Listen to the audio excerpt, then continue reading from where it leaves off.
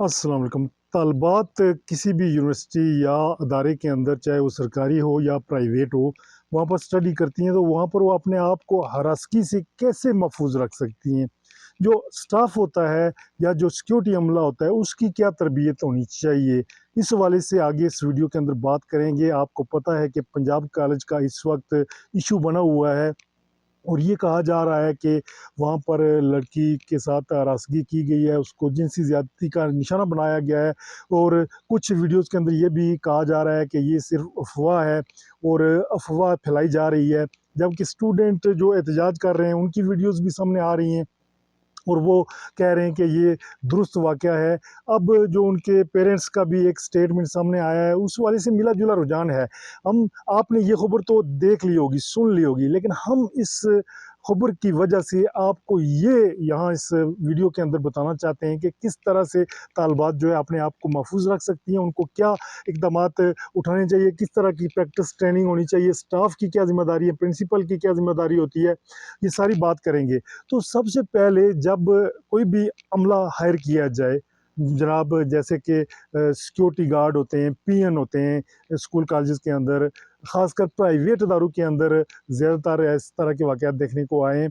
और सरकारी इदारों के अंदर भी, जहाँ एक तो जो को एजुकेशन है, उसमें भी ज़्यादा मसाइल पैदा होते हैं कि जो सीनियर स्टूडेंट्स होते हैं, वो भी बाज़ औक़ात हरासा करते हैं जो अपने जूनियर स्टूडेंट्स होती हैं। इसके अलावा जो स्टाफ मेंबरान भी होते हैं, जो अपने किसी ओहदे पे होते हैं, वो अपने ओहदे का जो है ना रौब जमा कर भी इस तरह की कोई एक्टिविटी कर सकते हैं। लेकिन ये बिल्कुल इनकी परसेंटेज बहुत कम होती है। अच्छे लोगों की तादाद, मैं अभी से कहता हूँ कि अच्छे लोगों की तादाद ज़्यादा है।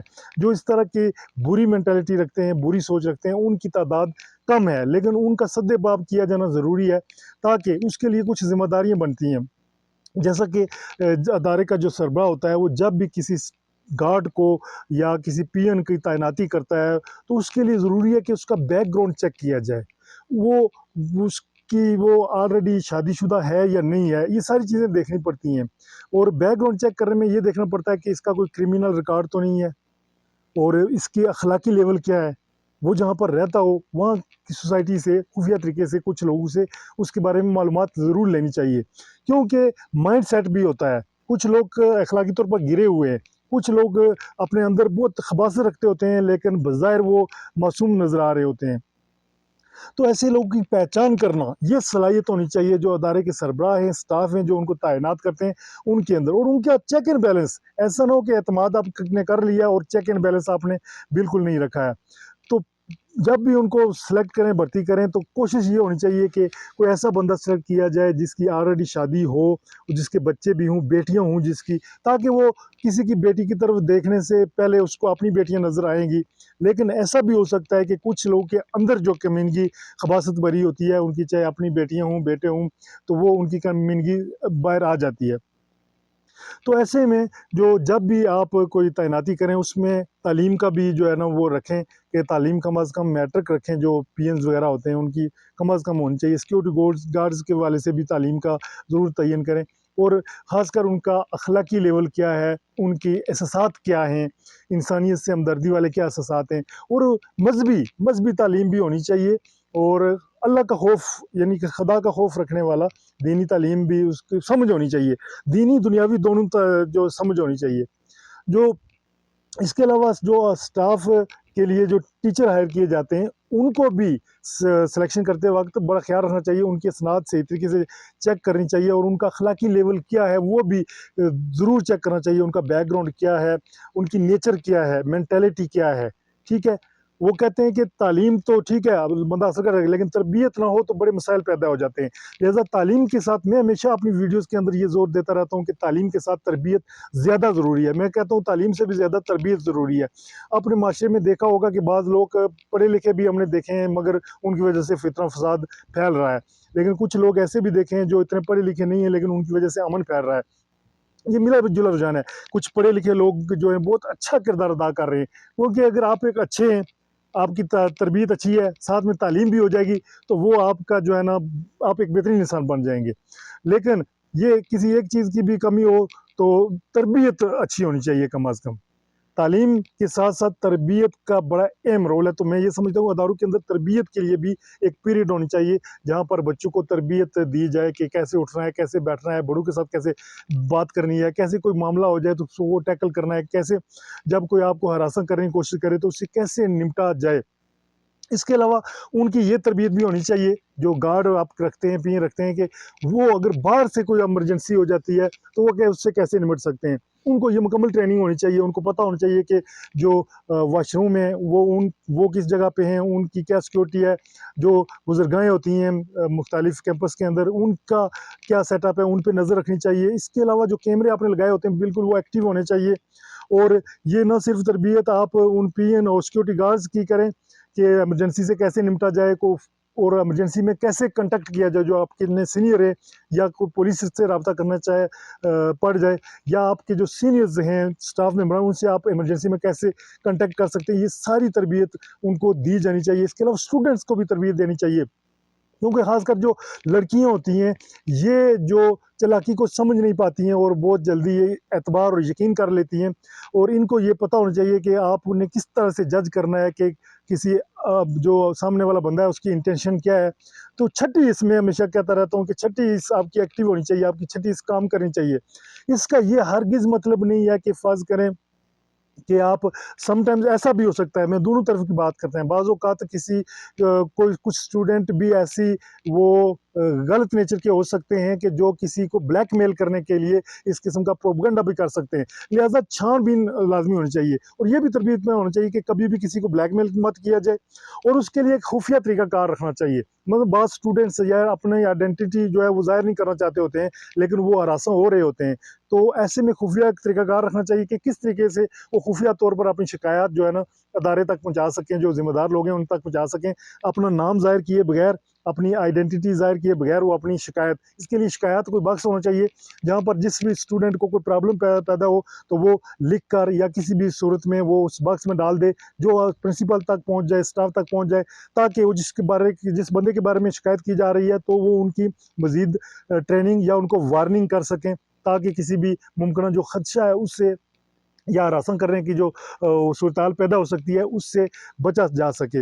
इसके अलावा जो आपके स्टाफ के मेंबरान हैं, उनकी भी फ़र्दन फ़र्दन कुछ अरसे के बाद वर्कशॉप और ट्रेनिंग होनी चाहिए, और उनको भी बताना चाहिए, क्योंकि कुछ सारे नहीं, मैंने कहा है कि अक्सरियत अच्छी है, चंद लोग बीच में भेड़िए टाइप होते हैं।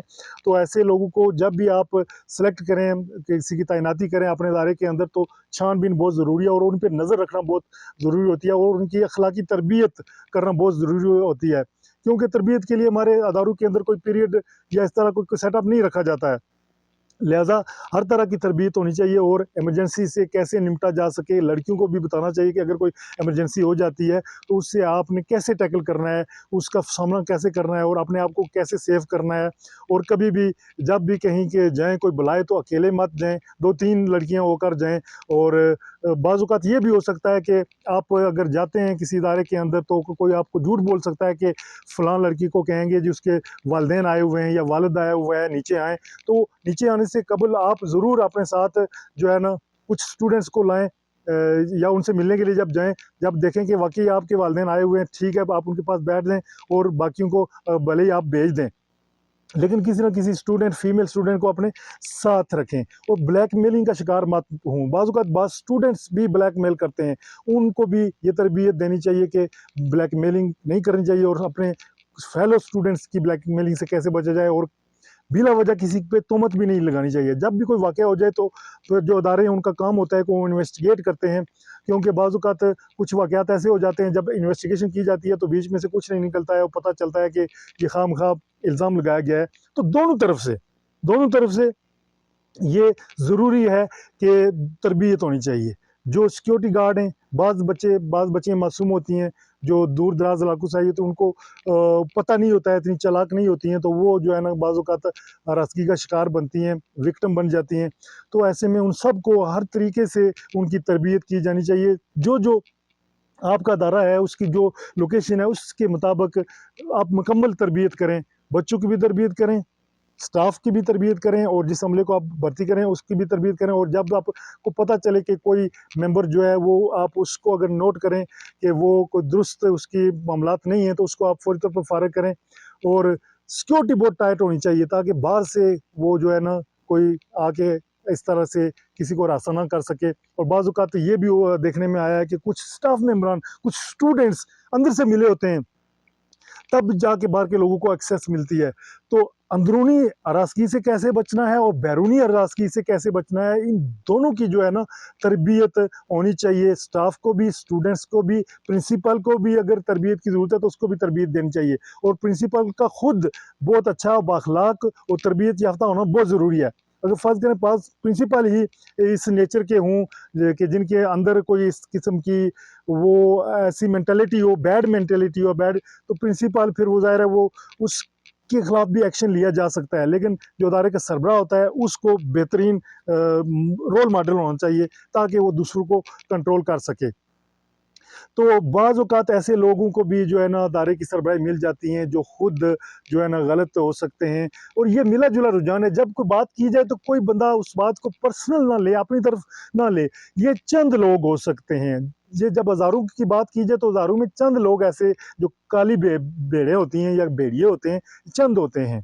तो इसमें जो है ना ख़वातीन में भी ऐसे लोग पाए जाते हैं जो हरासगी कर सकते हैं या हरासगी का सोर्स बन सकते हैं। लिहाज़ा सबकी ट्रेनिंग होनी चाहिए, सबकी तरबियत होनी चाहिए और सबको ये खौफ दिलाना चाहिए कि आपकी अपनी माँ है, अपनी बहन है, अपनी बेटी है। जिसकी माँ, बहन, बेटी नहीं है, बहन नहीं है, उसको ये है कि उस माँ है, ज़िंदा है चाहे मर गई है, तो उस तरफ ख़्याल करना चाहिए कि जब हम किसी की तरफ कोई गलत इक़दाम करने की कोशिश करते हैं तो हमारे ज़हन में होना चाहिए कि हमारी वालिदा भी है। अगर उसके साथ ऐसी ज़्यादती हो, हमारी बेटी के साथ ऐसी ज़्यादती हो या हमारी बहन के साथ ऐसी ज़्यादती हो तो हमारे क्या असरात होंगे। लेकिन कुछ लोग आला दर्जे के बेगैरत होते हैं, उनको इन चीज़ों की परवाह नहीं होती है और ऐसे लोगों के लिए फ़ाइनल हल यही होता है कि उनको सज़ा दी जाए और ऐसी इबरतनाक सज़ा दी जाए ताकि वो इस तरह की एक्टिविटी ना कर सकें। लेकिन बगैर सबूतों के किसी को गलत, नाजायज़ किसी पे तोहमत लगाकर किसी को फँसाना और सज़ा देना ये भी गुनाह है। और ब्लैकमेलिंग करना ये भी गुनाह है। और बाज़ औक़ात जो टीचर्स हैं स्टूडेंट्स को ब्लैकमेल करते हैं नंबरों के चक्कर में, बाज़ औक़ात स्टूडेंट्स भी टीचर्स को ब्लैकमेल करते हैं। लिहाज़ा ब्लैकमेलिंग के खिलाफ मुकम्मल तरबियत देनी चाहिए, कोई किसी को ब्लैकमेल ना करे किसी भी सूरत में। और स्टूडेंट्स को चाहिए कि नंबरों की ऐसी की तैसी, नंबरों से बंदा कोई काबिल नहीं होता है।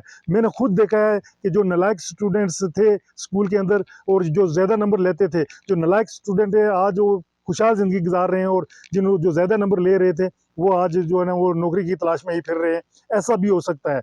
लेकिन तालीम तो बरकफ ज़रूरी है, होनी चाहिए, लेकिन इसका ये मतलब नहीं है कि जो ज़िंदगी में कामयाबी है या दौलत है वो किस बेस पे मिलेगी। वो किसी भी, अल्लाह ताला जब देना चाहता है तो किसी को भी दे सकता है। इसलिए जो आप अपनी स्टडी पीरियड है उसमें बिल्कुल मुकम्मल अपने आप को सेफ करें, सिक्योर करें। आपको अपनी सिक्योरिटी का, दूसरों की सिक्योरिटी का और किसी इमरजेंसी से कैसे निपटना है ये सब मालूमात होनी चाहिए। तभी जाकर जो है ना आप अपने आप को महफूज़ रख सकते हैं, माशरे को महफूज़ रख सकते हैं और जो मुल्क की बदनामी होती है इंटरनेशनल सतह पर उसको भी बचाया जा सकता है। हम सब की ज़िम्मेदारी बनती है कि कलेक्टिवली हम कुछ ऐसे इक़दामात करें। और तरबियत का मेरा ये सजेशन है कि तरबियत के लिए एक पीरियड ज़रूर रखें और उसके लिए पहले खुद ट्रेनिंग लें और उसके बाद तरबियत करें। तरबियत के लिए ज़रूरी नहीं है कि जो स्टूडेंट हैं उनकी की जाए, जो लोग बड़ी उम्र के हैं उनकी भी तरबियत की जा सकती है और बड़ी उम्र के लोग को भी बुलाकर तरबियत की जाए, या जो आपका कम अज़ कम स्टाफ है, अमला है, उसकी तरबियत की जाए। तरबियत बहुत ज़रूरी है। और मैं तो ये समझता हूँ कि गाँव देहातों की, मोहल्ले की सतह पर भी तरबियत के लिए वर्कशॉप होनी चाहिए, लोगों की तरबियत की जानी चाहिए ताकि गाँव देहात या शहर के अंदर जो फितने फसाद, लड़ाई झगड़े हैं वो तरबियत की कमी की वजह से, और कुछ लोगों के अंदर अक्कड़ होती है, अपने आप को वो बेहतर समझ रहे होते हैं दूसरों से। हमेशा अपने आप को दूसरों से बेहतर ना समझें और अल्लाह का खौफ करें और माशरे को जो है ना आगे बढ़ने दें और दिल में दूसरों के लिए मोहब्बत रखें, जज़्बा रखें। इस चीज़ में आगे बढ़ें कि हमने किसी की मदद करनी है, इस चीज़ में आगे ना बढ़ें कि मैंने किसी के साथ ज़्यादती करनी है। उम्मीद है मेरी बातें आपको अच्छी लगी होगी और जो अच्छी लगी हैं उनको पिक करें और कोई बात अगर बुरी लगी है तो उसके लिए माज़रत खाएँ। और फीडबैक आपके जहन में भी कोई पॉइंट आ सकता है, ज़रूरी है हम अकेले कुल नहीं है। जो आपके जहन में कोई फीडबैक आ रहा है वो कमेंट बॉक्स के ज़रिए आप शेयर करें ताकि दूसरों के इल्म में इजाफा हो, और कोई ऐसा पॉइंट भी मिल सकता है कि जिसको वो अपनी तरबीती वर्कशॉप में ऐड करके मज़ीद जो है स्टूडेंट की रहनुमाई कर सकते हैं। उम्मीद है आज का व्लॉग आपको पसंद आया होगा। चैनल को ज़रूर सब्सक्राइब करें। मैं हूँ अल्ताफ़ मलिक और आप देख रहे हैं अल्ताफ़ मलिक व्लॉग्स। शुक्रिया, अल्लाह हाफ़िज़।